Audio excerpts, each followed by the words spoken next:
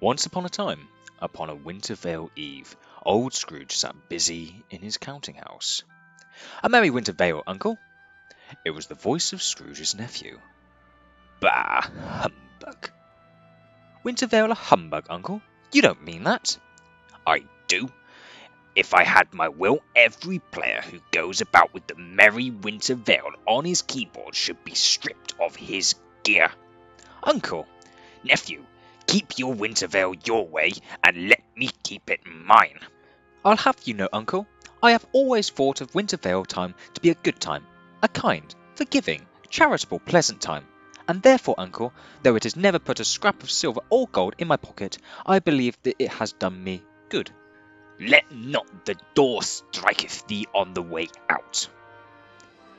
"I'll keep my Wintervale humour to the last, so merry Wintervale, uncle." "Be gone." "And a happy new year."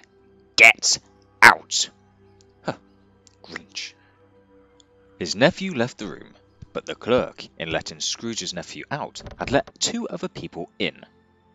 "Mr. Scrooge, at this time of year we have to think about the poor, so I come to you for some helpings. Would you please consider sacrificing some crafting materials, some gold perhaps, anything?" "No, get out." The hour of shutting up the counting houses arrived, and Scrooge went home to bed. The night continued in its typical way until the clock struck 1, where Scrooge was awoken by a spectral figure. What do you want with me?" "Much." "Who are you?" Ask me who I was. "Okay, who were you then?" In life, I was your partner, Jacob Marley. But I can see you don't believe. "I don't." No matter. I'm here tonight to warn you that you have yet have a chance to hope of escaping my fate. Over the next few days, you will be haunted by free spirits. Trust in them you must. Look to see me no more." Scrooge attempted to say humbug, but cut short, for Marley's ghost had vanished. There was a cold wisp about the air, but of course Scrooge passed it off, and staggered to bed. When Scrooge awoke, the church clock tolled a deep, dull, hollow bong on 1.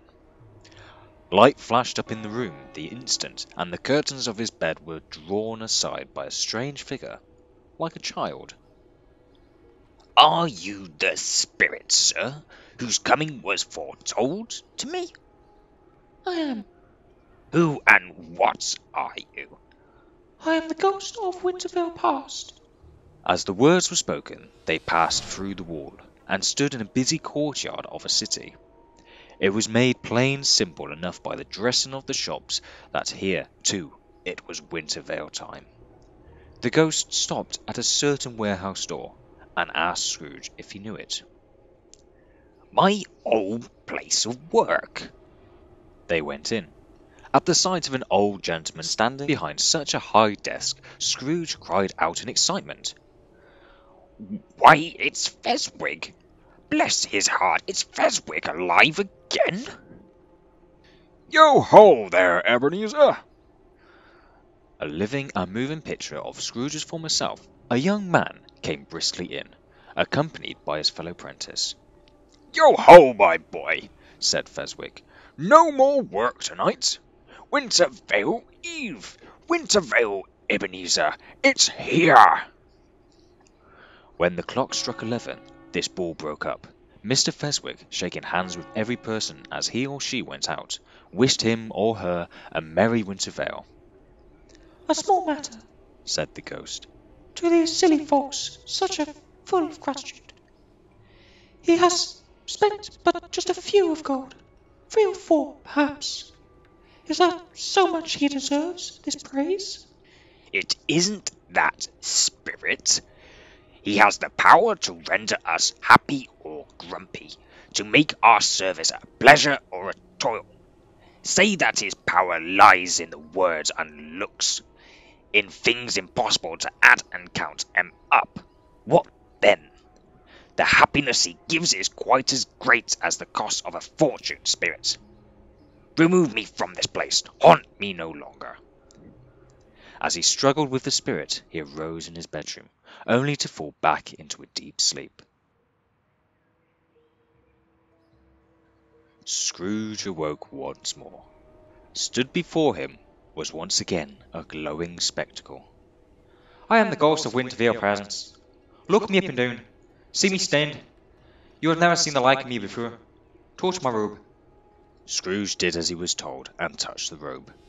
The room and its contents all vanished instantly, and they stood in the city streets upon a snowy Wintervale morning. Scrooge and the ghost passed on, invisible, straight to bless Bob Cratchit. They arrived at a window, and through said window were the Cratchits. Sat down to one hell of a banquet, cheering and laughing with a merry twinkle about the room. And, not long after, came out the chestnuts, roasting on the fire. But the whole scene passed off, and he and the spirit were once again upon their travels. Much they saw, and far they went, and many homes they visited, but always with a happy end. Suddenly, as they stood together in an open place, the bell struck 12. Scrooge looked about for the ghost and saw it no more. He remembered the prediction of old Jacob Marley, and, lifting his eyes up, beheld him a solemn phantom. Ghost of the future, I fear you more than any spectre I have seen. Will you not speak to me? It gave him no reply, but only held out its hand. Lead on, lead on. The night is going fast, and it's precious time to me. Lead on, spirit.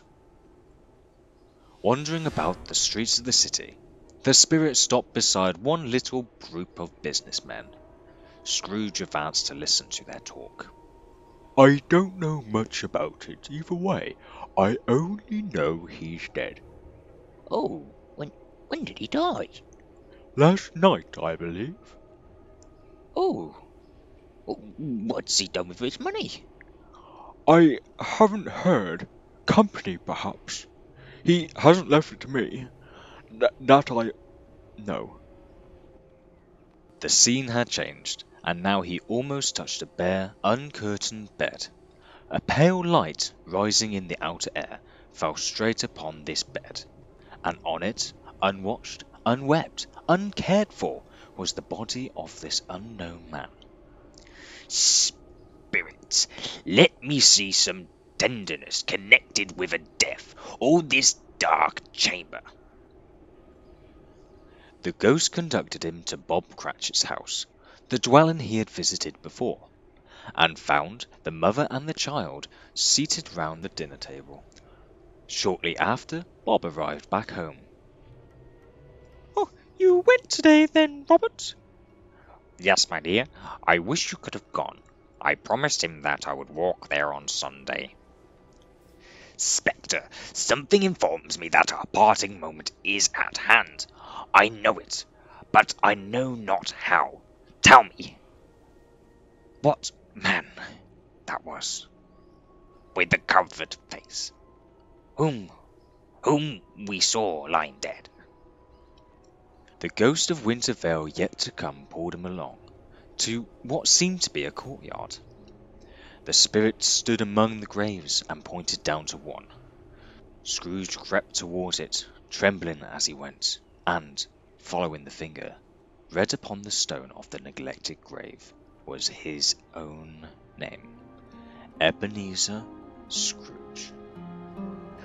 Am I the one who lay upon that bed? No, spirit. Oh, no, spirit. Hear me. I am not the man I was. I will not be the man I must have been. Why show me this if I am past all hope? Assure me that I yet may change these visions you have shown.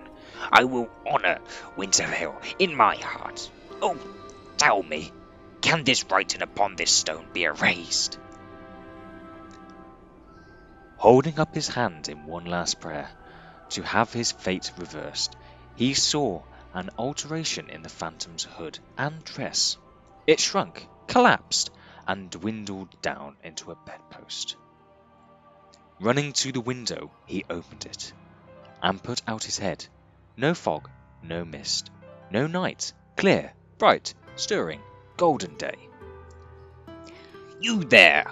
What day is it? Today? Why, it's Wintervale Day, sir. It's Wintervale Day. Oh, thank goodness, I haven't missed it. Why, hello there, my fine boy. Hello there. Do you know the poulterers in this next street, one down, at the corner? I want you to buy their prize turkey. I beg your pardon, sir. Go and buy it, and tell him to bring it here. Then I can direct them where to take it. Come back with the man, and I'll give you 5 gold. Come back with him in less than 5 minutes, and I'll give you 50 gold. The boy was off like a shot. Oh, I'll send it to Bob Cratchit's. He won't know who sent it. It's twice the size of Tiny Tim. Scrooge dressed himself and at last got out into the streets. He regarded everyone with a delightful smile. He looked so irresistibly pleasant that he was approached with a merry Wintervale. He was early at the office the next morning. If he could only be there first and catch Bob Cratchit coming late. The clock struck 9. No Bob. 1/4 past. No Bob. Bob was a full 18 minutes and a half behind his time. I'm very sorry, sir. I am behind my time. You are? Yes, I think you are. Step this way, if you please. Now, I tell you what, my friend.